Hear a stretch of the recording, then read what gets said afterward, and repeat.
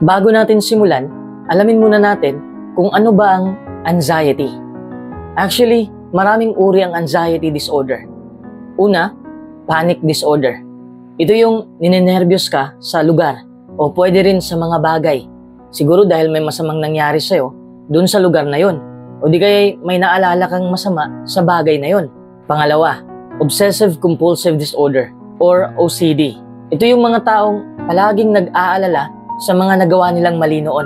Hindi sila matahimik kung hindi nila masabi ang mga pagkakamaling yon. Kaya ang iba'y tinatawag silang perfectionist kasi takot silang magkamali. Gusto nila na tama ang kinikilos nila, na tama ang ginagawa nila.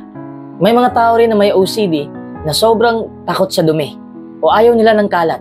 Napagkakamalan natin silang maarte pero hindi natin alam na may OCD pala sila. Pangatlo, post-traumatic stress disorder. Ito yung natutrauma ka dahil sa pananakit ng isang tao sa'yo o may nagbabanta sa'yo. Kaya sila rin yung magugulatin. Sila rin yung hindi nagbubukas ng kanilang puso para magmahal kasi nawawala na ang tiwala nila sa tao. Pang-apat, social phobia. Ito yung conscious ka sa sarili mo, baka ano pa ang masabi ng ibang tao sa'yo.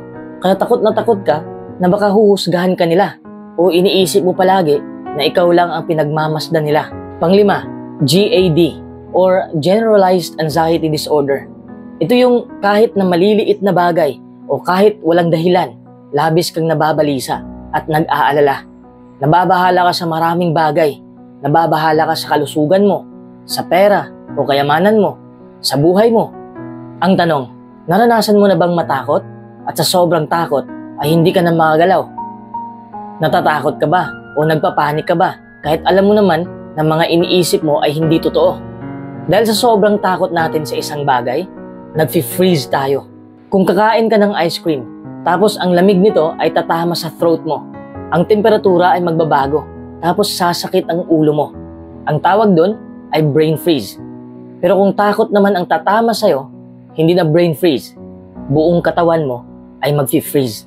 Yun bang buhay tayo, pero hindi naman tama mga iniisip natin. Hindi naman ibig sabihin na baliw. Ibig kong sabihin ay wala tayo sa tamang landas. Ngunit ano ang mangyayari kapag ang takot na yon ay hindi mawawala? Siyempre mawawala yon dahil tutulungan kita na puksain ang halimaw na to. Important note, ako po ay hindi professional. You should work with a therapist para mas masuri nila ang iyong nararamdaman. Hindi ko ito ginawa para palitan ang turo o tulong ng mga professional. Sa ngayon, tuturuan ko lang kayo kung paano kontrolin ang inyong emosyon. Bago natin mapuksa ang anxiety, dapat alam natin kung ano ito. Sabi ko nga kanina, ito yung palagi kang nababalisa o natatakot sa mga bagay-bagay. Ang dahilan ng anxiety ay depende sa bawat tao. Hindi tayo pare-pareho ng kinakatakutan. Depende ito kung anong klase ng environment natin, kung ano yung mga pinaniniwalaan natin. Iba't iba rin ang triggers ng ating anxiety. Pero kayang-kaya nating puksain ito. Pero alam mo ba na ang konting anxiety ay nakakatulong din sa atin? Halimbawa, kung tatawid tayo, tapos may papalapit na sasakyan, ito yung hihila sa atin eh. Magigising ang ating six senses. Pero kung wala namang dapat katakutan at natatakot ka pa rin, hindi na ito normal. Kaya kailangan natin itong kontrolin bago pa tayo makontrol ito. Paano natin ito mapupuksa? Alamin mo kung ano ang puno't dulo nito. Mahirap patayin ang puno kung sanga lang ang puputulin mo. Dapat titirahin mo rin ang ugat. Hindi ko kasi masabi kung ano ang ugat ng anxiety mo kasi iba-iba tayo. Acceptance is key. Tanggapin mo na may anxiety ka. Mas madali nating malabanan ang negatibong emosyon kung hindi natin ito dinideny. Hindi ka dapat maghintay na maayos na ang lahat bago ka sasaya. Train your brain to accept that you're afraid of something and then move forward anyway. Sabihin mo sa sarili mo, oo, natatakot ako, pero kailangan ko lang umabante. Hindi ibig sabihin na may anxiety ka ay wala ka na rin kalayaang magpatuloy. May kalayaan ka pa rin gawin kung ano ang gusto mo. Utak mo lang ang nakulong, hindi ang buo mong katawan. Makakagalaw ka pa, gamitin mo ang takot mo na mas itulak ka pa. Halimbawa, takot ka sa kinabukasan mo. Dapat mas matakot ka kung wala kang ginagawa ngayon. Mas matakot ka na dyan ka na lang palagi na kawawang kawawa.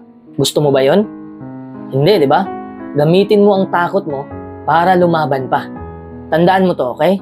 Ang isip mo at katawan mo ay konektado. Ibig sabihin, na kailangan mong umiwas sa mga bagay na nakapagpapalala ng anxiety mo. Halimbawa, naninigarilyo ka, o umiinom, o nagkakape ka. May nicotine kasi sa sigarilyo at may caffeine sa kape. Ang nicotine at caffeine ay nakapagpapataas ng heart rate at blood pressure. Mas lalo tayong kabado. Ang pag-iinom naman ng alak, syempre itong madaling gawin, di ba? Pag stress tayo, malungkot, o ano pa man, pare, inom tayo. Stress ako ngayon eh. Familiar, di ba? Oo, giginhawa ka nga. Pero panandalian lang. Ibig sabihin na walang lunas na mahahanap mo sa labas para sa anxiety mo. Mahahanap mo lang ito sa loob mo. Ikaw ang gagabay sa sarili mo. Please, I beg you, alagaan mo ang iyong sarili. Kumain ka ng masusustansyang pagkain. Mag-ehersisyo ka. Huwag kang magpuyat sa kakalaro ng mobile games o pinagpuyatan mo ang social media. Mas lalong maging makapangyarihan ang anxiety mo. Negatibong emosyon, tapos negatibong aksyon, equals negatibo pa rin. Ganyan sa math, di ba? Halimbawa, negative 10 plus negative 10 equals negative 20. Negative pa rin. Dapat kung negatibo ang ating emosyon, sabayan natin ng positibong aksyon para maging positibo tayo. Halimbawa ulit sa math, negative 10 plus 10 equals 0. Wala nang negative. Do something positive today. Iwasan mo muna ang mga processed foods.